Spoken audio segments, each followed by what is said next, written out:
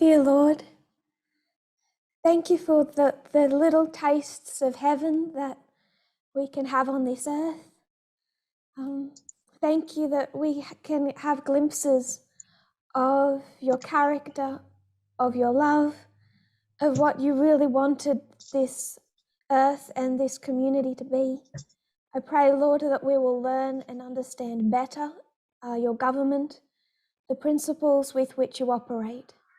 I put all things into your care and keeping in Jesus' name. Amen. So I won't repeat again the journey we've been on. It's behind me, and it was quite a journey.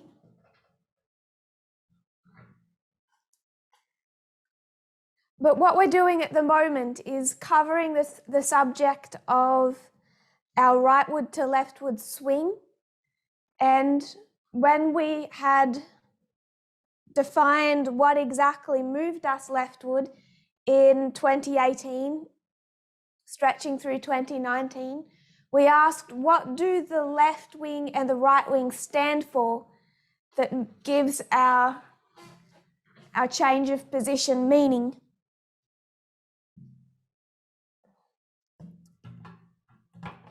So we wanted to know what the left wing stands for and what the right wing stands for.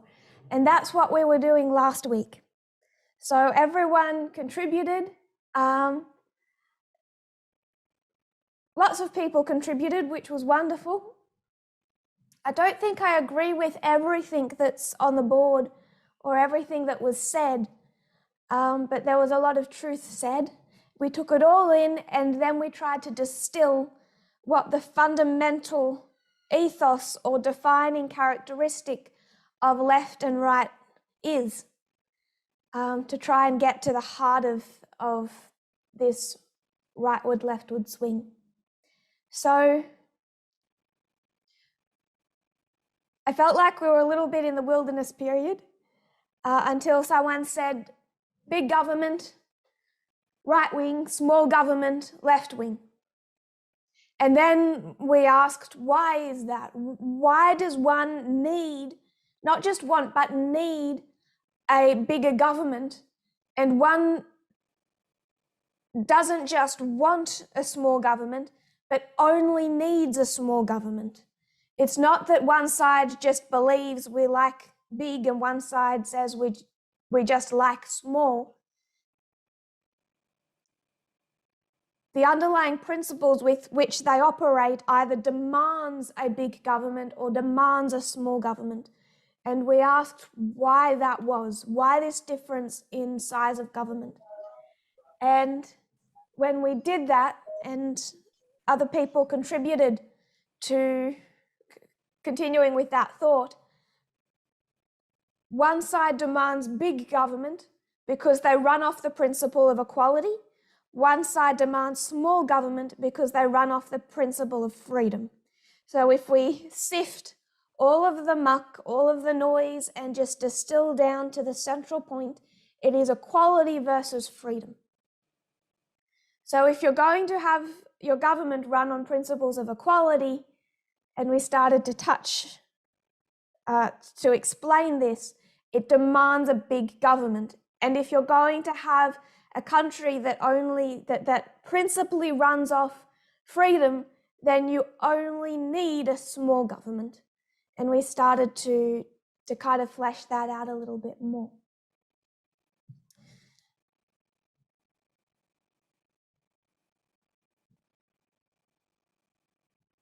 We started going to some scenarios, and I made up a hypothetical scenario about a man who has a business and he only wants to employ men because it's in a traditionally male-dominated industry, like construction. And we explained how we tried to use this to explain the difference between freedom and equality. Often when equality comes up, people just put in freedom as if the words are interchangeable, and they're not. So to really explain that these two words are so different, we went to a court case that was from I think 2017. And I'll make some room.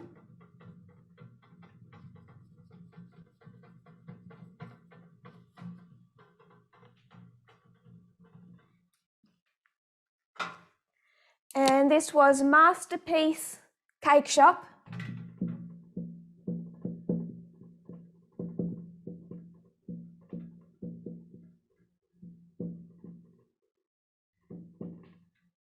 Versus the Colorado Civil Rights Commission.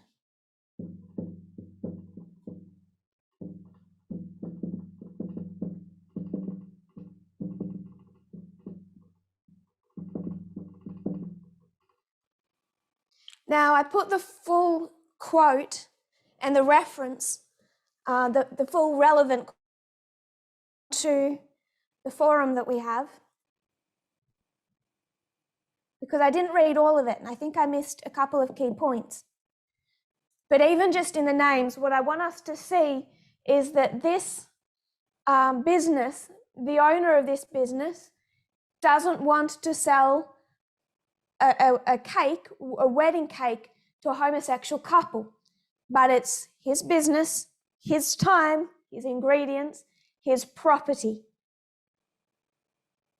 So this is his freedom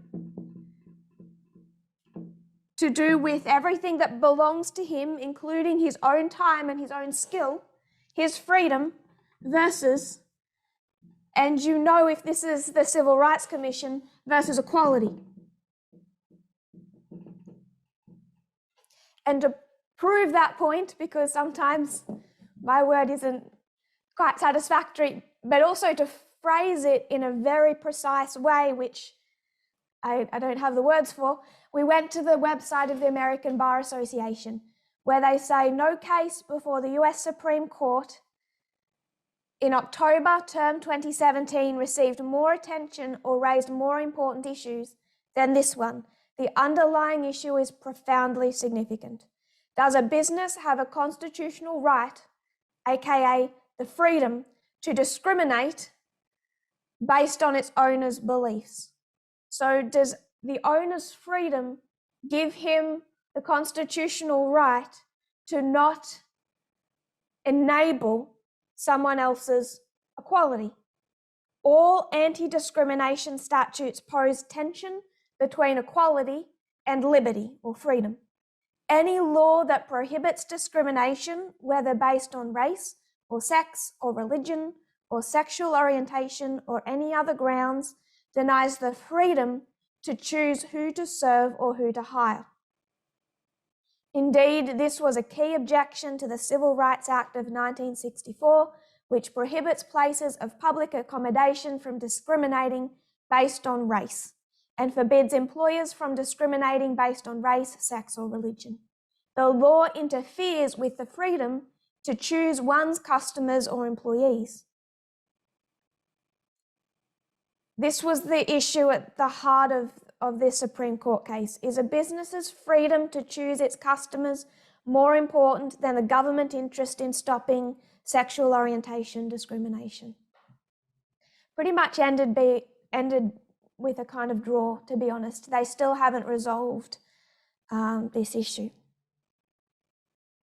So that's kind of a summary of where we got to, trying to illustrate this tension between equality and freedom, because just on this court case, just down to the makeup of the Supreme Court itself, you have it was the cake shop that won, but it was a hollow victory because they refused to allow that victory to set any type of precedent, which is why I put up an article on the media broadcast this week saying, everyone involved in Vespers, please take note, because there's another court case coming up. And why these court cases continue to arise is really because it's never been finally decided. It has on race, but it hasn't on gender.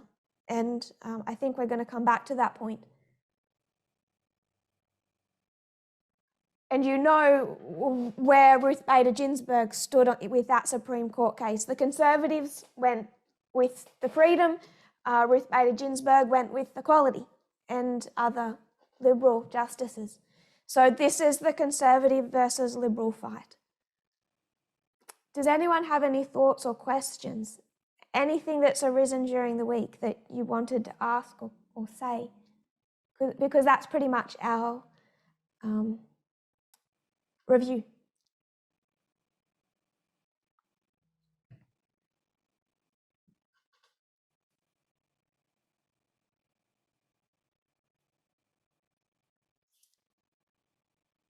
So we're not saying that that one side only believes in freedom and one side only believes in equality.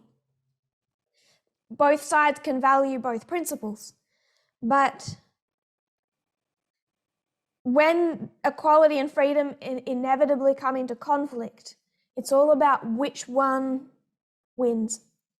And of course, in our history, the one that we know is a test subject is gender.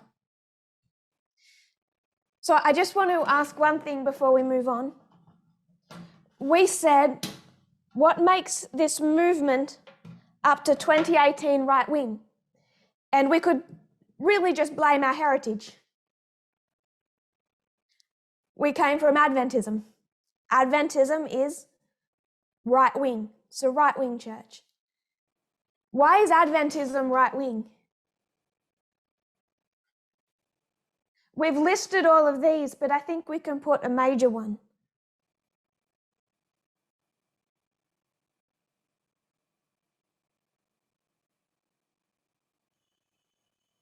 What is Adventism taught to fear?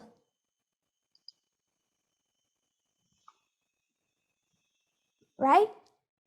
Oh, Marie.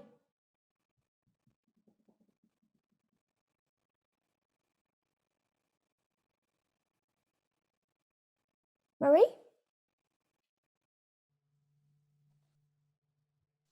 Sunday law. Marie, are you there? Yeah, sorry. I'm sorry, Ray. You got that? I got the hand. I'll get to you, Ray. Our fair has always been Catholicism. Yes, I agree. What are we afraid Catholicism would do? What can Catholicism do to us? Persecute. Make us keep Sunday. And how does Adventism frame that? What are they attacking? The Ten Commandments. All your answers are good. They're not the one I want. They're attacking you. What are they taking away from you? Your freedom. Your freedom.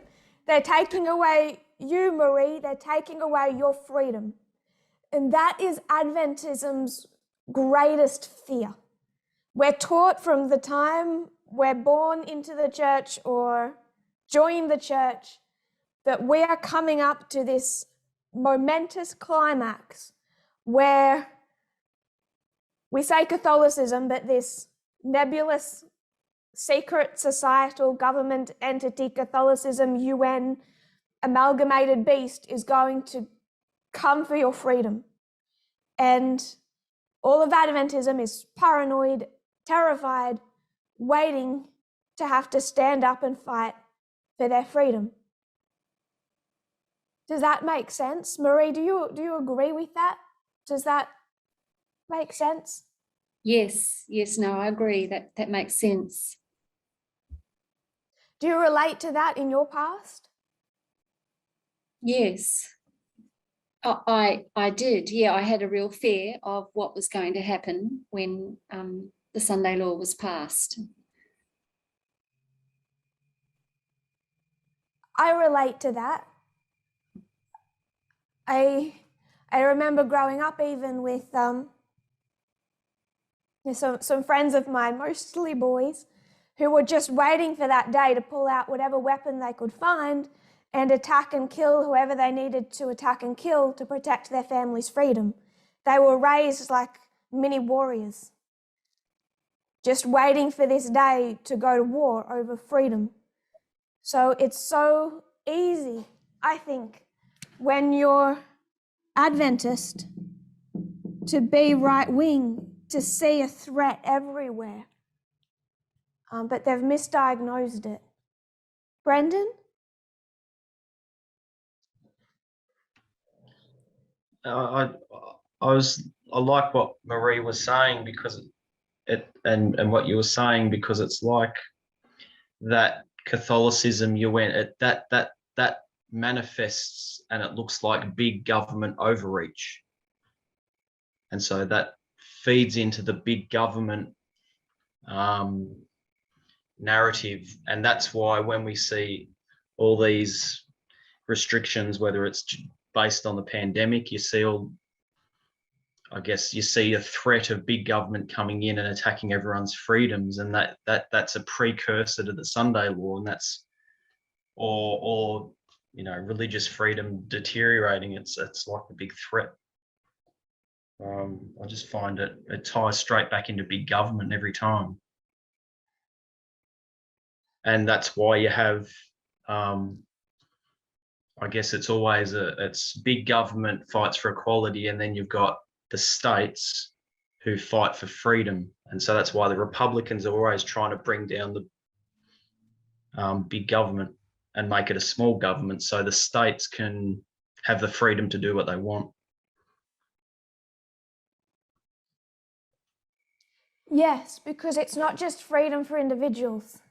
It's freedom for individuals, states, businesses, etc. All run by individuals. Was that all you had to say? So don't want to interrupt.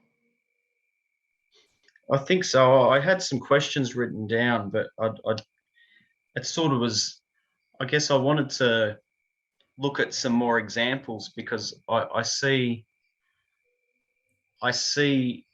this dialogue that we're having between freedom and equality being really helpful to, I think it'll be really helpful moving forward. And I guess I had some questions, like when A.T. Jones in 1888 would say, I'm going to fight for your right to worship on Sunday. Is he fighting for equality, or is he fighting for freedom, as an example? Or is that getting away from... Feel free to stop and move on to where you want to go. No, I expected we would go backwards in history. It's hard not to. I think that over the last, 170, 200 years, it has become more defined. If you go back to, let's go back from 1888, why don't we go back to the history of slavery? Would you say that Civil War was over equality or freedom? On the part of the North? I would have to say equality. Why?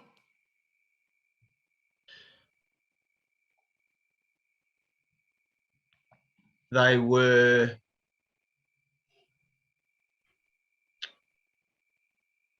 trying to... So it's complicated, because I know a bit, like they weren't really, there was not many true abolitionists, so it's hard to say that they were after equality in a sense. But I feel like I'm going to get caught if I say... I'll still say equality, because they were trying to bring about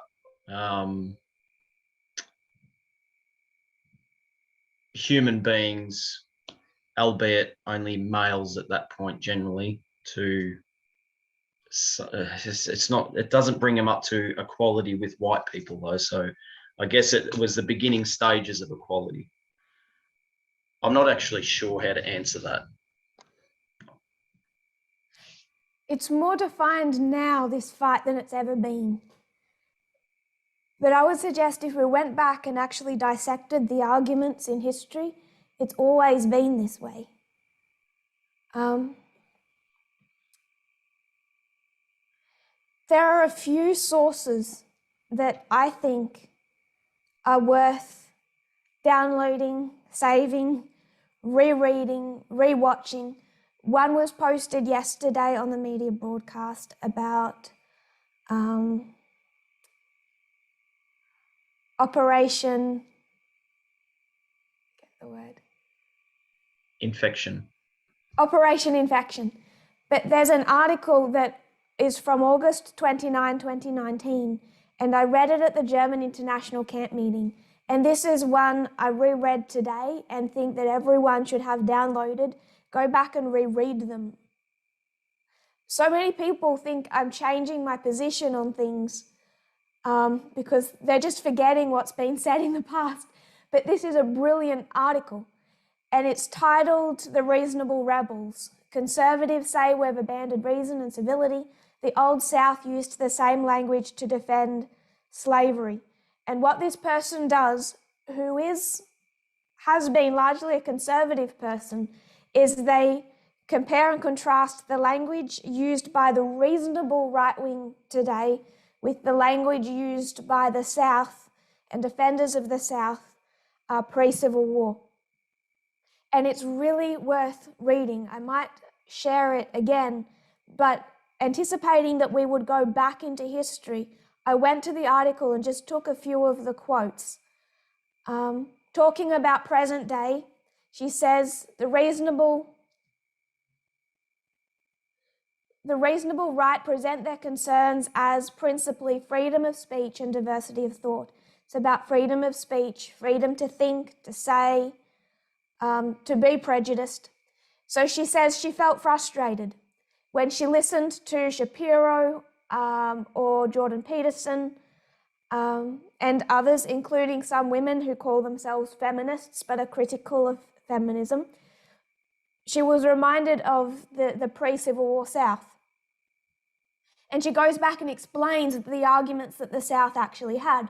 Why do people in the South today fly the Confederate flag and say it does not represent racism? What do they think that flag represents?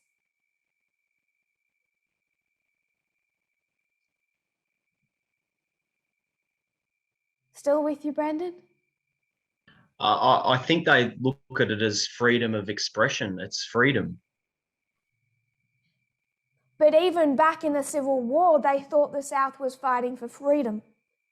It's a Freedom revisionist to- history, but it's one that millions believe.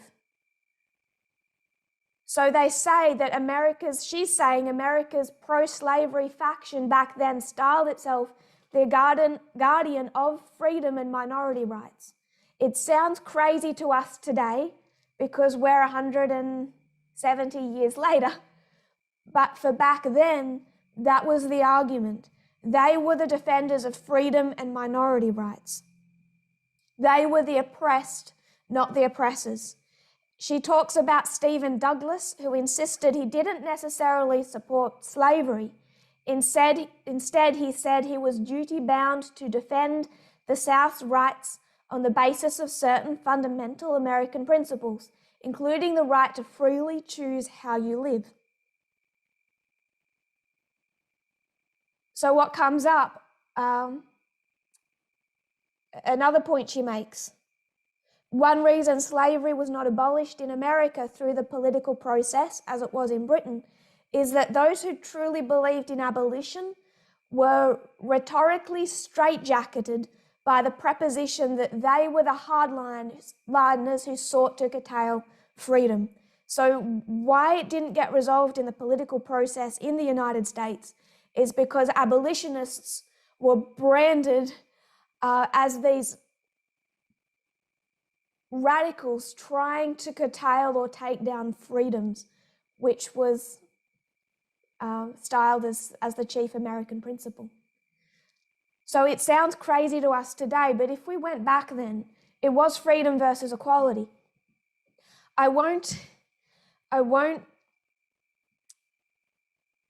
give the country, because it might narrow down the issue too much for those involved, but there's a woman in Africa who has been going through the process of getting a divorce from her abusive husband. She separates from him physically. He stalks her. She goes to the head of the local police, and the head of the local police says to her, I don't care what our country's constitution says about the rights of women. In day-to-day life, we do not operate via our country's constitution, because constitutions can kind of sound progressive. They'll put nice things into writing. But on the ground, they say, no, we don't run by constitution, we run by culture. And culture says you are the property of your husband, you belong to him. So if we're going to come back to this model,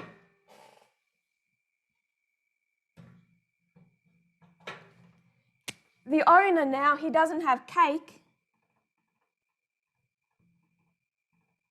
He has a wife. And she is property.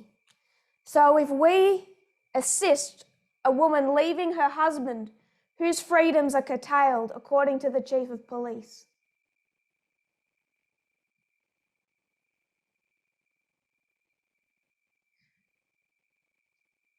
Ray, you were next with your hand up. I'll pick on you. Whose freedoms are curtailed? The husband.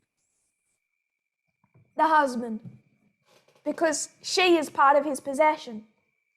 So for her to leave is for him to lose, to have stripped, taken from him, because she obviously doesn't have her own mind. The movement, other people have influenced her. She, according to them, can't think for herself. So she's being separated from her husband, taken from him. We are taking away his freedoms because we're taking away his property. So this is the lives of millions and millions of women. They are property. So again, even today, it's freedom versus equality. And if we went back to pre-Civil War America, it's the same issue. It looks more obscure to us today because we are 170 years later and things are in starker terms now. But even then, the South saw that as the North attacking their freedom, because it was attacking what to do on their land with people who were no more than objects, and not just defending slavery itself, but also, or the freedom to live how they chose, but also their freedom of speech. Because it became quite, you were cancelled in the North, in many places, if you defended slavery. We asked yesterday, last week it came up, and someone said, you know, this side is tolerant and this side kind of cancels. I don't actually agree with that. I think this side does a whole lot of cancelling. It's about whether or not we don't mind that Trump gets banned from Twitter. Brendan, does that make a little bit of sense? I know it's a little not clear when we go back. Yes. So if I could say 5 seconds worth, just so and correct me if I'm misunderstanding, but it's the equivalent of saying the South they're saying they're fighting for their freedom to do with their property what they want, and they don't want the big North coming in and interfering with their freedoms, but their property is human beings. And so it's the same principle as the cake shop. They don't want, it's the same principle. Or wives in that example as well. It's just exactly the same principle. Yes, and their way of life is not just slavery. Slavery is an integral part of it, but it's also the entire culture that wraps around that. If you've ever seen Gone with the Wind, the glamorization, the glorification of Southern culture, built on agriculture, built on states' rights, built on this kind of image that they made look beautiful. A lot of people who defend the antebellum period, they don't see themselves as racists. They are duped, willingly or unwillingly, by a revision of history that believes that the Civil War was the South fighting against a big government North for freedom. It becomes more obscure to us today because if you have enslaved human beings, then isn't that a fight for their freedom? And in a way it was. But I would suggest we should reread this article so we can pull its bones apart a little bit more. And I think we would still see freedom versus equality and how that has, over the last 200 years, only become more and more clear.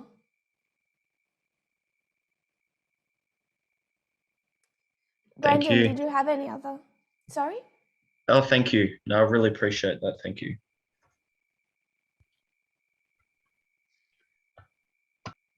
Ray,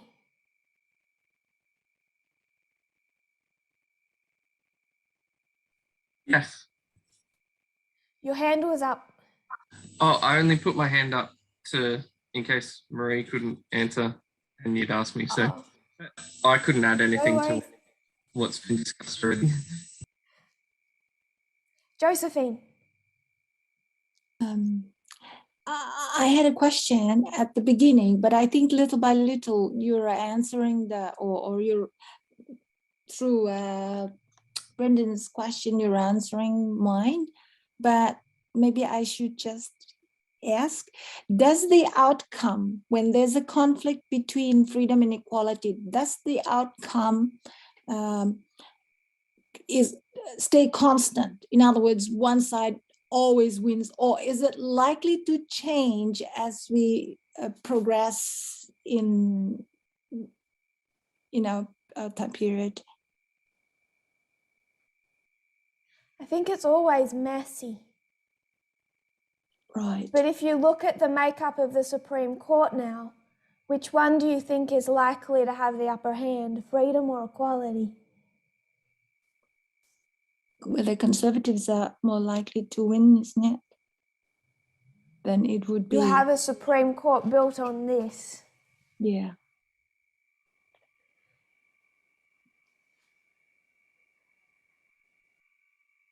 We're going to keep going over this point. I want to expand on this freedom a little more, so it might become clearer as we go.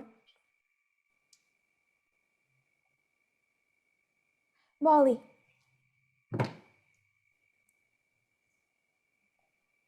No, I was just hearing what you were saying, because the other day I was listening to the president of Ukraine was talking, to the United Nations, and he was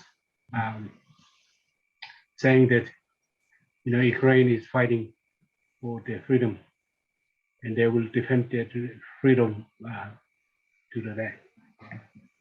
And I thought to myself,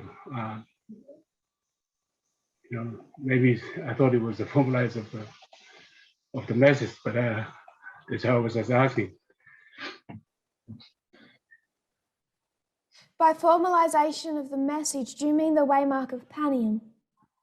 Yeah, of the gender equality. Panium was 2021. We've taught that since 2018. I think what we need to do is be careful that we don't get pulled into Ukraine because it's a hot war. I've been saying since 2018 that the conflict is between Russia and the United States and their respective allies. So Russia, China, etc., United States, NATO, etc. But it's this conflict that is heavily based on information warfare. And that's what we saw in the late months, particularly surrounding October of 2019. And what I do see people do, I see the comments online, is like, hooray, look how our message is vindicated. Now we can pin it to a hot war. And I think that is sad, frankly, because if we have to wait to see a hot war to trust in the waymark of Panium, then we never believed 2018. It's centered on information. They're fighting for global opinion. And that's one of the reasons that I'd encourage you to go and watch the video that was posted from the New York Times yesterday on the media broadcast. It is through information that the West is winning in a form. Ukraine is a small part of a much bigger story, a bigger puzzle. But just bringing it back to freedom versus equality, I'm not demonizing freedom. Freedom is good. But when they come into conflict, one has to kind of slide underneath the other. And that issue, that seemingly simple issue of one just sliding underneath the other, is what has created a polarized world. And the issue that the whole world is clashing over is gender. Women, LGBT, that is where the collision is happening. We see that in Australia. We see that in Australian schools, Australian religious schools. They're not fighting over whether or not they will allow someone of a non-white race into their school, or allow, even in Florida, whether or not they will allow someone of to admit that other races even exist. What they're fighting over is just to allow children to know that LGBT people even exist. Everyone is colliding on the subject of gender, and two sides are fighting for freedom versus equality. Of course, freedom is valuable. But when it comes at a cost, then it will come into conflict. I want us to look at some examples. So come with me to Australian politics. What is the right-leaning Australian political party?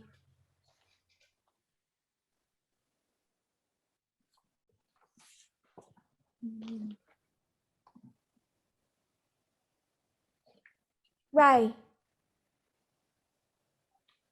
It's the Liberal National Party coalition. Okay, go further right. Palmer United? Or One Sarah. Nation? One Nation?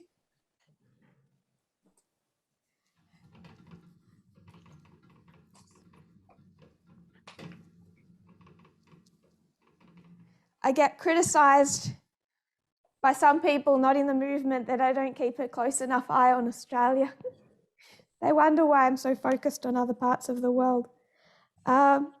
So I could get that wrong. I was thinking of the United Australia Party. That's separate to One Nation? That's Clive Palmer's one, United. That's Yeah. Clive Palmer's. So there is, it's very confusing. Left wing is Labor. Right wing is Liberal, which doesn't sound like it should be. But then there is United Australia.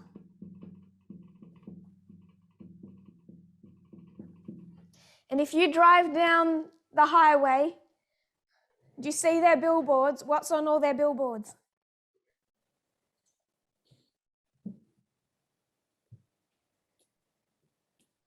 What are they fighting for? We've gone left wing, right wing, but now we're going into the far right in Australia.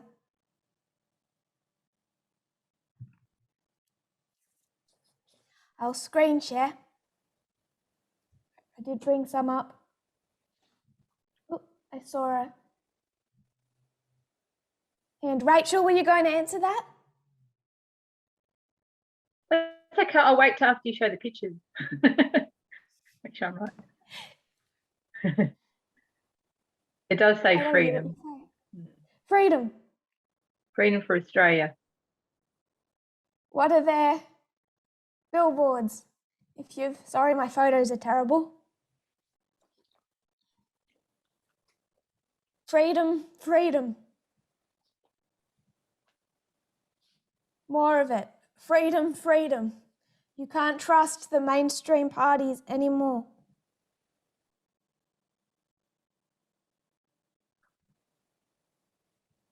What do you think they're trying to sell? What are they screaming? What do they think is under threat?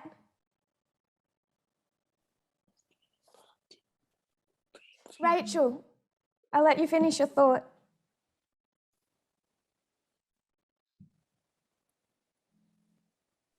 Oh, that was, yeah, I was just thinking, I was seeing quite a few, their freedoms and yeah, making Australia great again. You go into a little town, country town, you're not that little, country town in Australia, you go to the centre of the main streets and there's a big billboard with Trump's face on it. Why? He stands for something kind of global, and they use his image, they use that, make a country great again, but it's plastered with freedom because that is what they are saying is under threat. That's what they see is under threat. Canada, truckers, what's it called?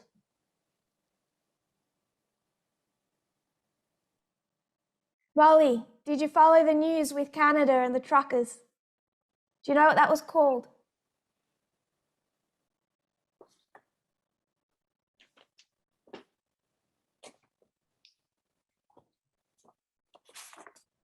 Yeah.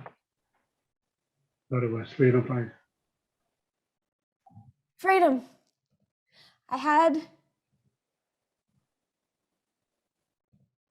What are they afraid of? What's under threat for them? You have COVID, all of a sudden what's going to come into conflict? Freedom versus equality. It's so easy. We know with the floods up north, some of these towns, probably one of the worst hit town is where I used to live. I know those streets. I know every business they put up when they talk about it, when they show the footage. I know those businesses. So I know what is lying lower and what goes uphill. So when you have the news crew come around on a helicopter, are they going to take their helicopter and show you all of the miles of land that's a bit underwater, or are they going to take you to the very epicenter? Where do they take you, Molly? The epicenter. They take you to the epicenter of the disaster. So when you have news crews come and film the trucker protests, they're going to take you to if they see a Nazi flag, they're filming that. That's what they're going to. But surrounding that little minority who are, for sure, neo-Nazis, you stretch that out, and what you have is a lot of people who have seen freedom and equality collide and are terrified of losing freedom. If we lose sight of that kind of majority who are not neo-Nazis, we lose sight of what the conflict is actually about. We lose sight of the people we need to actually try and reach, because a lot of us were right-wing before 2019, and I don't think that anyone still in the movement for sure would have ever considered themselves a neo-Nazi or would have flown a Confederate flag. We need to just not see the epicenter, and this is something the media does, and we should be aware of it. I think I had just a couple more.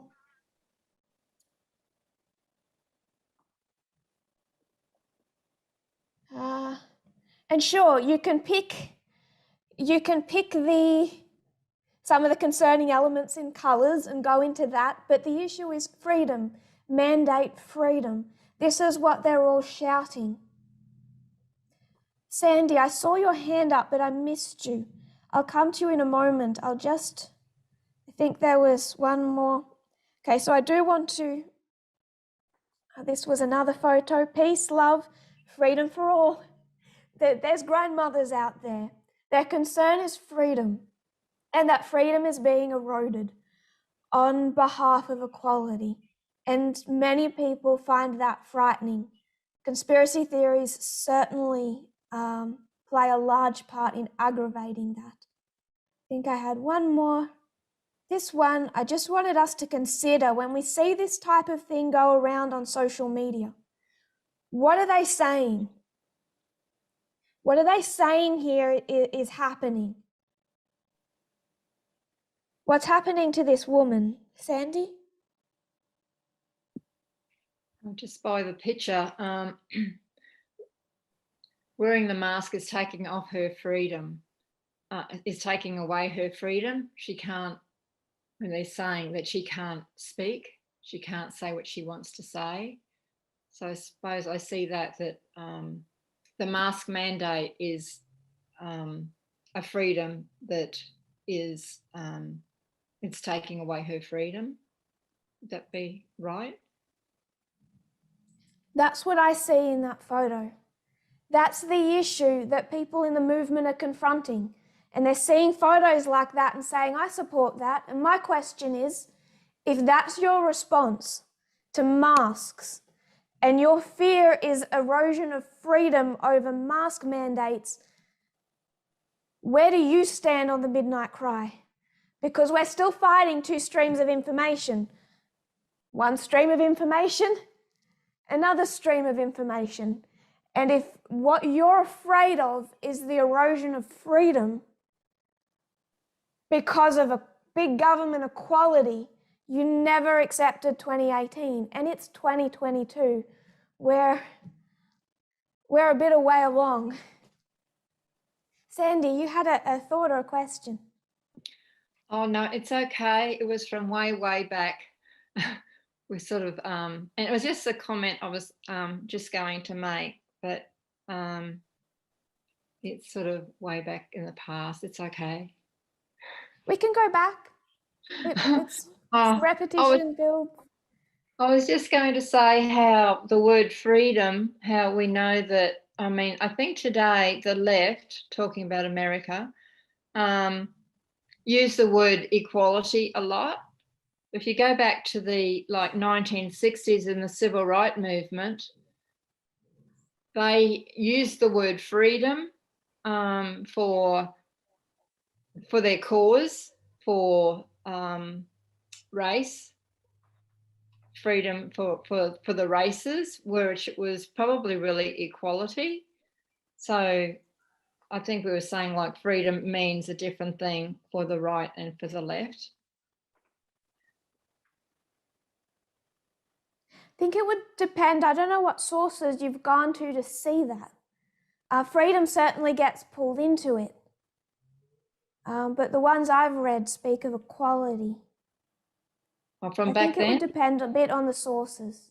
Okay. Freedom certainly gets thrown around. Yeah. But I think it would depend at least a bit on the sources that one goes to. Some are more precise than others. But I want to go back to the civil rights movement as well, so it's good to go back there. Because I want us to just complicate our picture a little bit.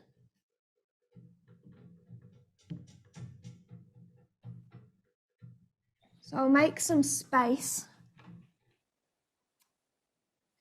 Ray, did you have another thought or question?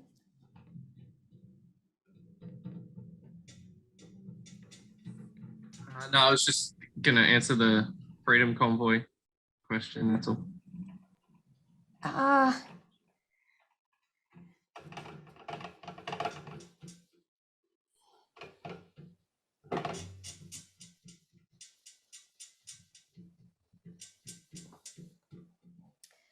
Okay. So, just to complicate things a little, we looked at Australia's far-right party, which I think is emblematic of a lot of them. We looked at the Freedom Convoy, just to give some examples. I just will have a quick look. Just two other comments I wanted to make. One is from a Washington Post article from 2004. I don't agree with all of these articles, this one and the next one. They are, I think, coming from somewhat conservative voices, even though it's the Washington Post. But covering the 2004 election, they say today, as for the last 200 years, the left-right divide is defined by different valuations of equality and freedom. So they're seeing that in the 2004 election. That's the divide between the Democrats and the Republicans, the left and the right. A 2019 article said the same thing. What is more important to you, freedom or equality? And then breaks that down via Democrats and Republicans. This one I might just refer to a little. It's from the Renton Reporter. Because they go back into history. They say if you're a Democrat today, equality is more important than freedom. If you're a Republican, freedom is more important than equality. Then they go back 154 years from then to the Civil War, and they show how that system changed. Currently, Democrats favour equality for women, immigrants, minorities, and homosexuals. Before the Civil War, though, Democrats favoured slavery and states' rights, while the North worked for a level of racial equality and the end of slavery. So even this article, the point he is making is that today, Democrats, equality, Republicans, freedom. This switched because you go back to the Civil War and what you would find is the Democrats, which was then the South, were for slavery and states' rights, states' freedoms, and the North was for racial equality and the end of slavery. So even going back then, it defines it in terms of South, freedom, and North, equality. Southern Democrats felt that giving equality to former slaves only diminished whites' power and status and took away their freedom. They fought violently to reduce equality, and that they are then going post Civil War into the history of the Jim Crow era. So even after the Jim Crow, they're fighting racial equality because they believe it takes away from their freedom.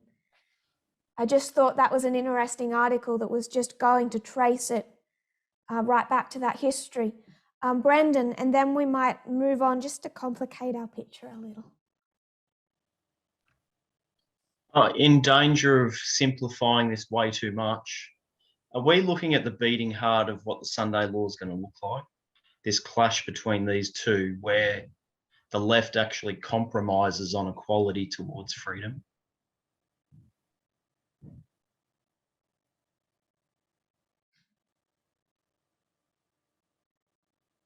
I don't know what the left-wing compromise looks like because they already are.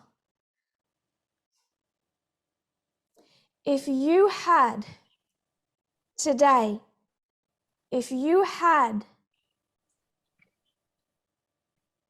put it this way, a few white pop stars who had a history of racist language and violent attacks on African Americans, would you take these white pop stars, put them in the center of the ring at the Super Bowl and have millions of people cheer them? Would you see that? White pop stars, extensive history among some of them, of varying degrees of race-based abuse. Would you see them championed at the center of the Super Bowl? No. You wouldn't. But when it becomes gender, and it's gender that is the core of the issue, where's the complaint? Where are the voices? There is no none. one wants to complain because, like the article shared earlier this week on the horrific case of abuse, as the lawyer said, domestic abuse is common and it's a relatively minor criminal conviction. So democratic compromise. The vast majority of the world has been in compromise, if we just take it prophetically, from 1989. They're not going to correct that. Whether or not we take that and we pin it to the Sunday law, sure, a lot of them will compromise, but it's still going to be, just looking at the Supreme Court, it's not Democrats' compromise that actually does that. I think that's the only point I would perhaps be nervous about agreeing with what you said. That a democratic compromise isn't, I would suggest, at the center of the Sunday law. Not that we have full visibility of what that looks like. 1850 was a history of failure.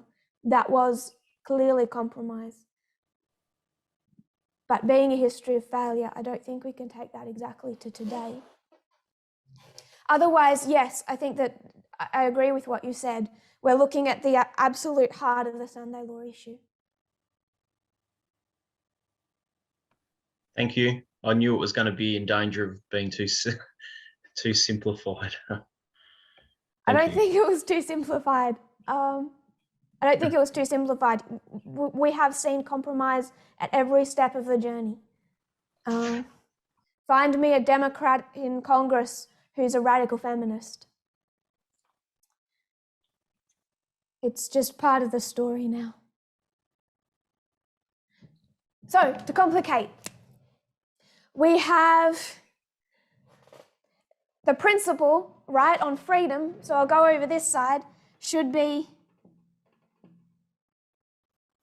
my body, my property, my life, my choice. So I don't have to take, I don't have to eat, I don't have to, I don't have to sell to anyone, I don't have to employ anyone that I don't want to. My own independence. And that's the center of freedom. So let's come to gay marriage. Let's say that this person is gay. And this man wants to marry this man. Oh. Went to give him arms and it looked like a skirt.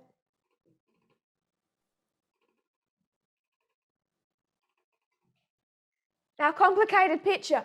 Why would a party that believes in freedom disagree with this? Who does this hurt? Isn't this their bodies, their marriage, their choice?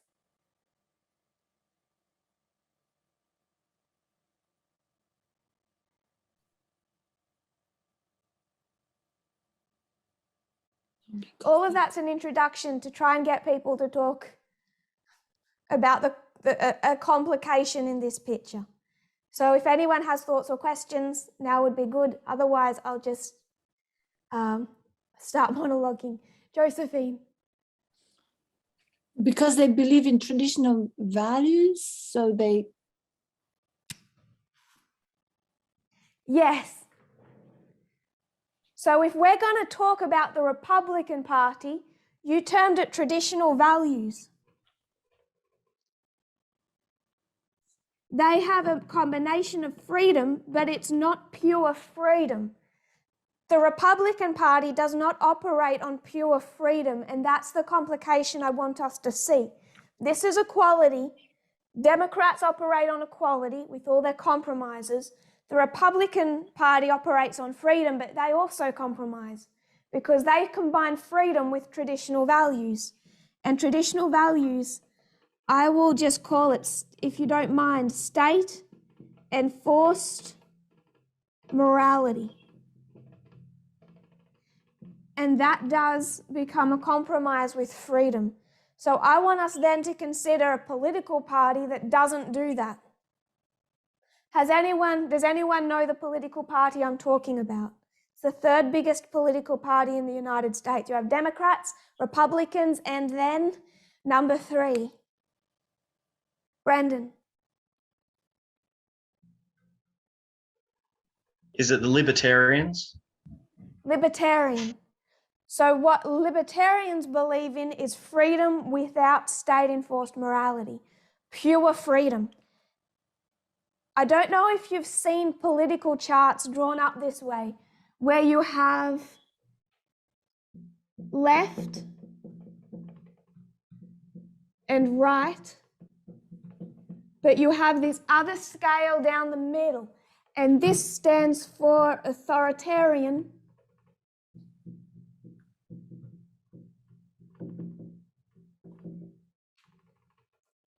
Authority, obviously control, and this stands for libertarian.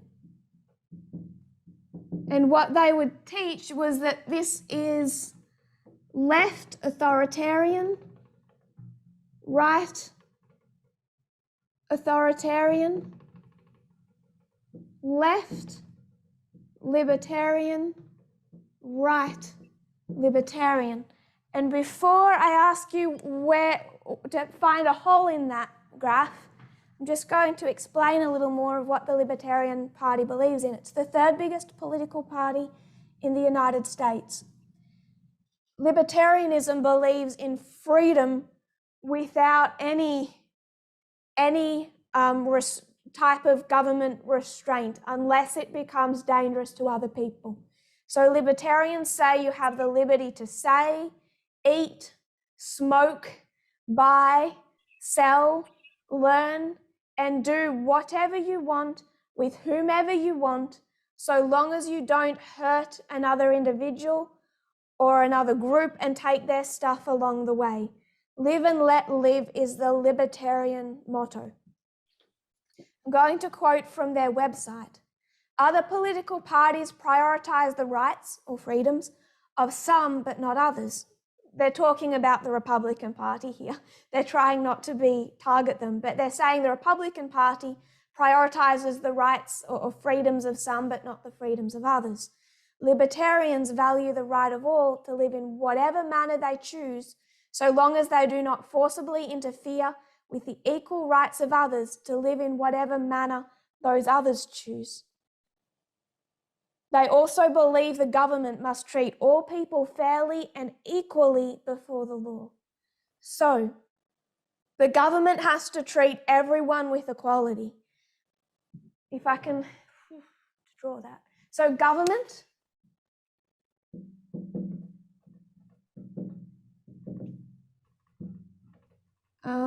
the government treats everyone with equality and then allows everyone all the freedom they want as long as they are not actively hurting someone else. So a libertarian position will support, what are some of the things that they will support? If you're in this position, you're a libertarian. How will you go with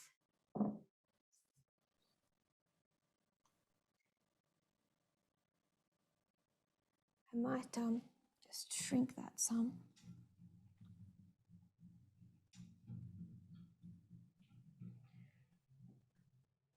James.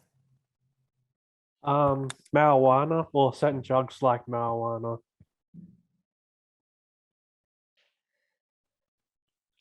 So one of their mottos was that you can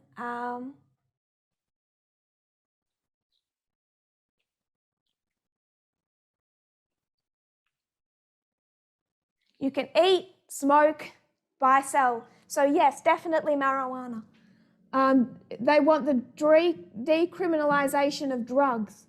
So they would say no to the war on drugs, for example, or the tough on crime. They would say no to tough on crime. You don't need government intervention, aka a police force, unless someone is actively hurting another person. Absolute freedom to smoke marijuana. Anything else, James? No, that one just popped in my head, so. Key one? Ray? Would they be in support of gun rights? Guns. Yes. Anything else?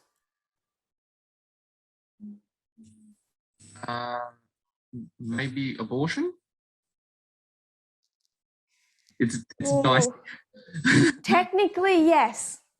Technically. The reality of it isn't actually. I was actually thinking of asking this as one of your complicated scenarios before you started talking about libertarianism. Should have asked, or I should sorry, have. my fault Sorry. if I didn't. I didn't speak up. We can come back to it. Josephine, do you have something for the list?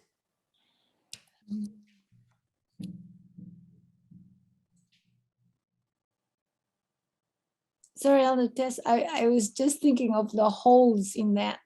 It sounds to me a little bit like the cultural feminism, do whatever you want. My mind was just running away. So, what about marriage? Gay marriage? Yeah. Absolutely. They'll support gay marriage. Freedom. You brought up, you brought up cultural feminism. My problem with cultural feminism and liberal feminism is not that I'm a conservative and I have a problem with the way people want to dress. The problem is, Marie, I think I've lost track of people's hands. Oh, I'm just wondering about vaccines, how they'd go with the vaccine mandate. Oh, not at all.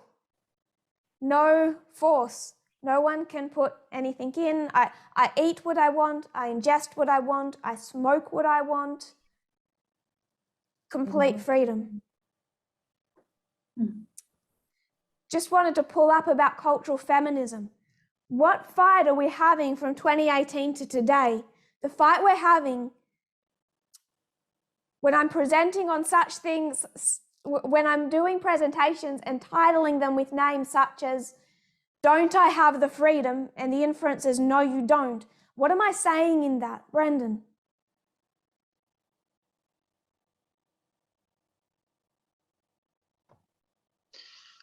You're saying you don't have the freedom. You're saying, well, you're saying you're a radical feminist, I guess.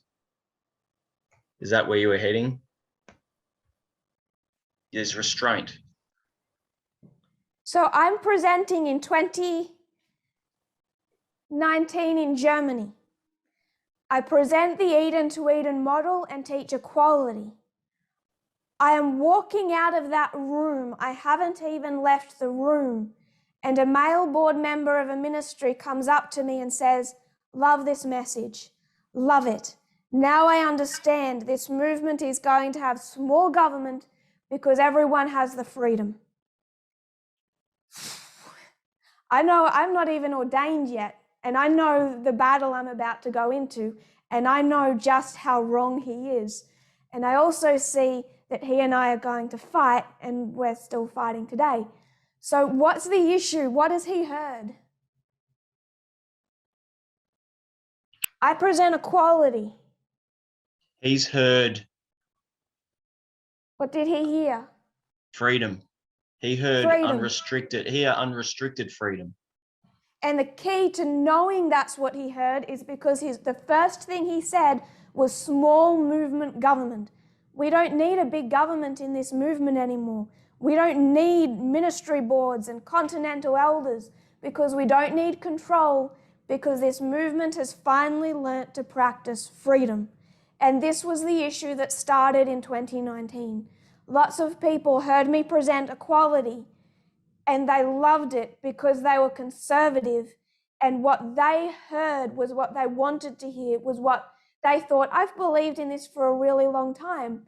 I've believed for years that this movement was just controlling and was not giving members freedom. And then they wonder why over the next months and the next years they're clashing with movement leadership because they did not understand what I was teaching. Trousers, is that about equality or freedom, Brendan? Equality. Equality, earrings, is that about equality or freedom? Freedom. Freedom. Every fight that I've had since 2019 with people has been about me presenting equality and saying you don't have the freedom. Not in this movement, because we are not a right-wing movement. You're not going to like the way we operate. You're not going to like vows. Why do people all of a sudden not like vows from 2019 forward?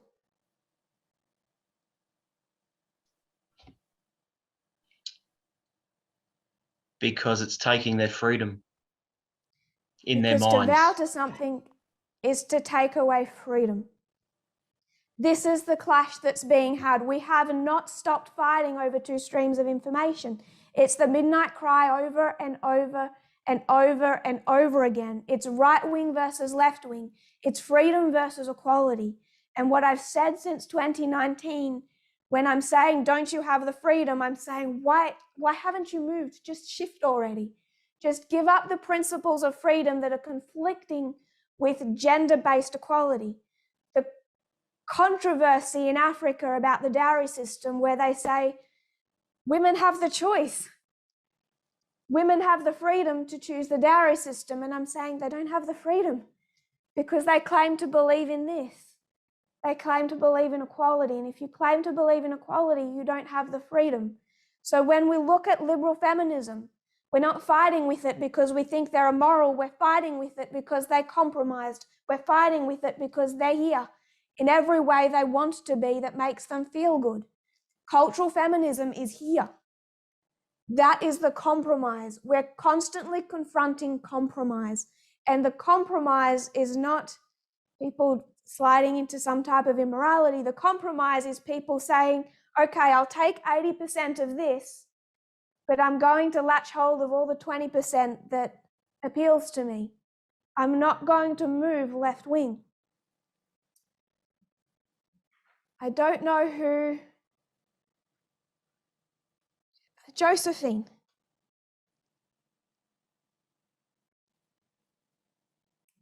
I'm here. Did I ask you, did I get to you? I just don't want to. Yes. So, I asked the question. You're the one that gave us the road to this because you brought up cultural feminism. Yes. Raymond. I only put my hand up to answer the question. Marie. Is it simply that people don't understand the Constitution? That's what just keeps popping up in my mind, that it seems that people just don't seem to understand the principle of the Constitution, or is it more just that it's a convenience for people? Freedom is a convenience. Do you mean people inside or outside of? Oh, I mean both. Like, to me, it seems that the principle behind it is the Constitution, where you would choose equality over freedom if you were honest with yourself. But could it be that, and I might be wrong in the way I'm understanding it, but could it be that people are just, it's convenient to choose the freedom path? It has an appeal that equality doesn't have. If you were to think about a movie, I've watched a lot of movies in my life. I haven't always been in the movement, and I think it's interesting to keep an eye on pop culture. You don't have to watch movies to do that. But maybe other people were better Adventists than I was.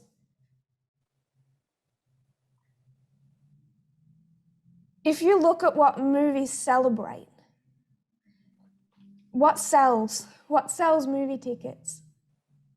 What inspires people or rallies people? What makes them want to be,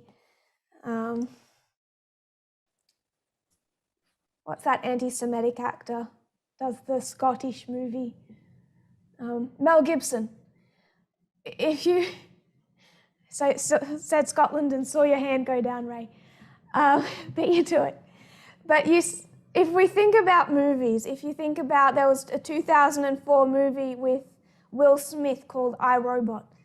The most selling point of a movie is the ones, especially if they're going to appeal to young men, which I think we're going to tie in a little more as we go along. They're going to have that kind of appeal. I'll give you the kind of the plot of I, Robot, and then see if you can pin it, if you've watched other movies, to what they kind of embody. You have a humanity that treats itself badly. World War I, World War II, ongoing discrimination, Iraq, world wars, conflict. It's a mess. And then you have, in this movie, there's a robot. Sometimes it's a billionaire or an alien. But you have robot, alien, billionaire. You have this entity that has a high degree of power. And this entity says, you know what? So humans stop hurting each other. We need to take away human freedom. There was a really cute animated movie that I liked called WALL-E. Similar principle. Again, it was like a robot. And because humanity had destroyed the planet, it's not in a kid's movie, but you would assume millions of people have died. What the robot knows it needs to do is take away humanity's freedom. Just put them all in these tight little bubbles where they just eat what they're told to eat, do what they're told to do, follow rules, follow orders by the letter, lose all their freedoms. And then what do you have? You have Will Smith, and always in Hollywood, of course, with a gun and a lot of guns. And what is he going to do? Whether it's 007 or Mel Gibson or Will Smith or some animated creature, what they're going to do is they're going to take down, often kill, the alien, robot, or billionaire who is taking away people's freedoms to try and force through equality, to try and stop humanity from hurting itself. That is the plot of movie after movie after movie. That is what Hollywood sells. Particularly, they think that demographic is young men. And Rachel, who I'd wanted to actually speak tonight because she has something she was going to do for us, but she's going to do it next week. And I'm sorry, Rachel, I wanted to hear you. But Rachel presented on Gamergate. These young men are not radicalized just by their little communities or just by their video game culture, which is also runs off similar principles. They're watching these movies that are targeted the demographic young men. That's what sells and inspires people. That's what sells music records. Fighting for freedom, fighting for individual freedom. The music that gets you amped up and going. You don't sell movies off to young men about a slow, progressive struggle for equality. That's not glamorous enough. Honestly, I think one of the problems with Adventism is that the Adventist model of the end of the world, based upon freedom, allows for so much inherent selfishness. I don't think even their ideas of martyrdom for the Sabbath is selfless. Instead, I think for a lot of people, it's incredibly selfish. All they want to be is Will Smith, is Mel Gibson, is that hero, gun-toting or not. But if they're a member of the 144,000, no one can touch them. How smug do we get to be? If we are martyred, we're heroes. And then we're raised up again and we can say, I told you so. It's us against the ugly masses who are trying to take away our freedoms. And it has become inbuilt, especially for young Adventists, with a type of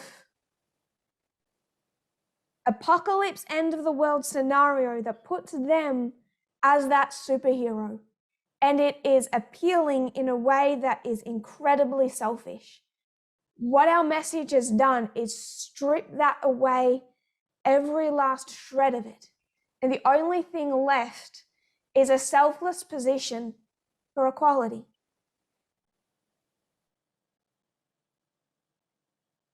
can't remember exactly how I started talking about movies, but it's going to tie into what I wanted Rachel to teach us tonight, but she's going to do that for us next week for sure.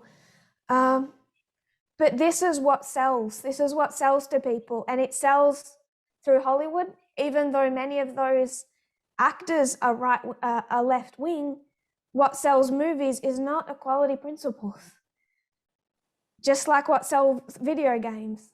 And if we go to Gamergate, they're watching, the Marvel Cinematic Universe. They're watching superhero movies and a lot of these things that appeal to them.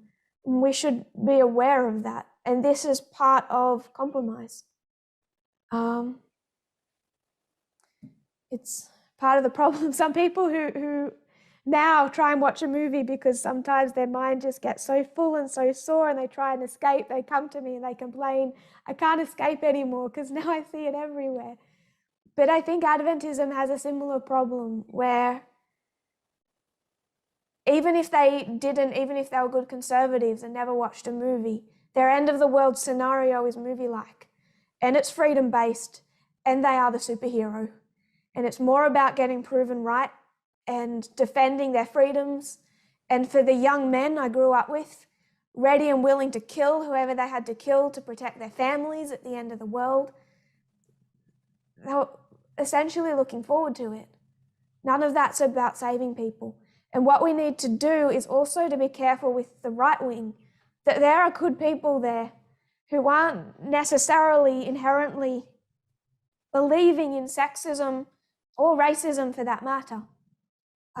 Sexism is deeper and more complex today.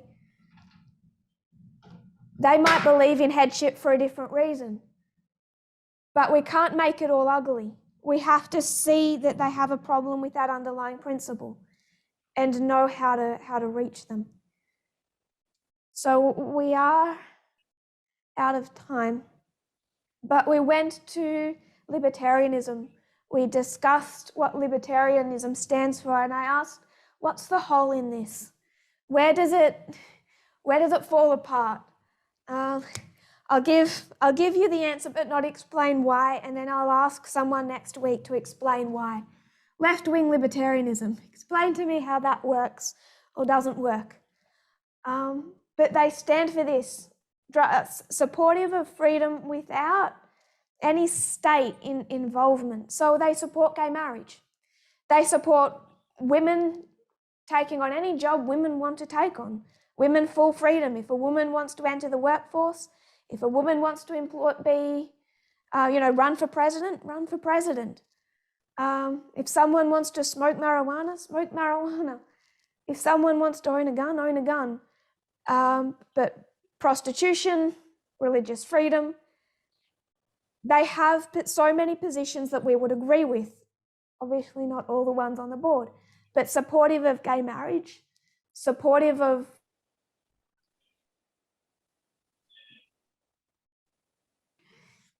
apply for a job or study a particular field. They support all of that.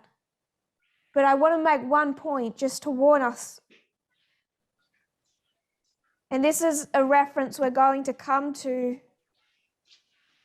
going to go into detail with next week. Libertarianism, this has an alt-right problem. Many prominent leaders of the far right have at some point identified as libertarian. What they recognize is that leaders of the far right today, they're more likely to come through libertarianism, which means they agree with gay marriage. Some of them agree with abortion. They agree with women in the workforce. More leaders of the far right come through libertarianism than any other avenue, including republicanism. And we want to see why. Because the greatest threat, if we're going to talk about the far right today, isn't elderly male Republicans. And we'll go further into that next week, and Rachel is, I'm excited, going to help us. So I might not be able to take any more questions or comments now, but if you have any, hold on to them.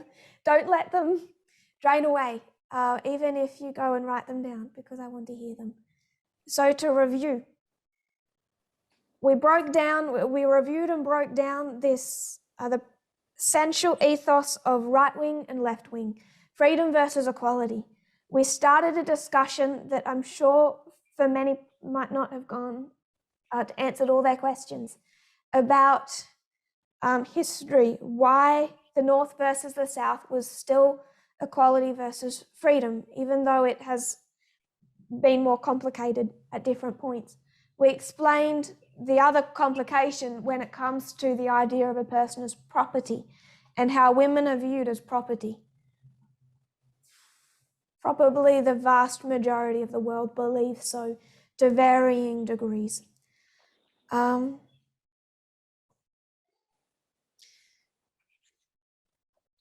We explained, we went to a couple of quotes to kind of shell that out a little bit more. And then we started talking about libertarianism. We did give a few examples, the Australian politics and the Freedom Convoy, to just show how freedom is just what the right is pushing, and the erosion of freedoms as what they see as the great threat from big government. And we touched on Adventism's love of freedom because the loss of freedom is what their biblical mindset has taught them to fear, and tied that into Hollywood's mind as well. So we've discussed a lot, but we'll review next week. We went to libertarianism, discussed just how beautiful that model is. I want us to see it as beautiful. And then I want us to see why it's the most dangerous political model there is. That many of those in the far right, many of those who we would see as the greatest threat today, are young, mostly male, but not old white men in Congress fighting gay marriage. And we'll go into that next week with Rachel's help. If you kneel with, one last thought before we close. There's an article I would like everyone to read. I might send 2 articles. First of all, the one from 2019 on the Civil War. And if you read that with what we said tonight in mind, I think it might help clarify things a little. It is on the media broadcast. I think I posted it there in the early days of the broadcast as one I just wanted people to have, but also save and keep and reread. And there's one other article that was written in 2015. It's by Vox. It's quite long, but I'd really like everyone to read it, even if you read it soon and then reread it if you could just before Vespers next week. It's from 2015, and what this journalist does is he goes and speaks to some of the men who were involved in Gamergate. Some of you have heard Rachel present on Gamergate, and she's going to do that for TMW in, I think, next month. So for some of you who have already seen her present on Gamergate, the context around it will make a little bit more sense, but it's still worth reading. And there's some key points in that article I want us to pick up, because a lot of this centers on libertarianism and a younger demographic of men. So homework, if you don't mind. If you kneel with me, we'll close in prayer. Marie, would you close in prayer for us? Dear God in heaven, thank you that we could all meet here on Sabbath and discuss and try to understand more about equality versus freedom and the grip that freedom has on the world and on the church, and our role and what our role is in this whole messy thing. And I pray now that you will please bless all of us as we go our separate ways now, and protect us and allow us to all come back to meet tomorrow morning. And your name, amen.